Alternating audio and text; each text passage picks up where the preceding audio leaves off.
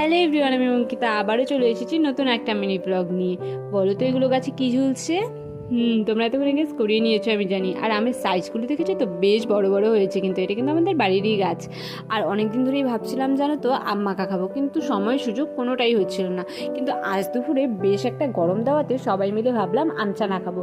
তাই টুক করে গিয়ে গাছ থেকে আম পেড়ে নিয়ে এসেছি। আর আমগুলোকে প্রথমে ভালো করে ধুয়ে নিয়েছি, কিন্তু কারণ আমগুলোতে না বেশ কষ রয়েছে, তাই জলটা দেখছো না কালো হয়ে গিয়েছে। তারপর আমের চোকলাগুলো ছাড়িয়ে নিলাম, তারপর আমটাকে গ্রেট করে নিয়েছিলাম, আর তারপর তাতে লেবু, লঙ্কা, ধনিয়া পাতা, লেবু পাতা সব কিছু দিয়ে মেখে নিয়েছিলাম।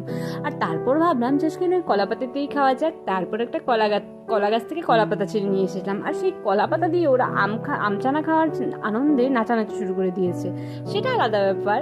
তারপর কলা পাতাটাকে ধুয়ে নিয়ে সেখানেই সার্ভ করে দিয়েছিলাম সবাইকে। আর আমছানাটা না বেশ ভালো হয়েছিল।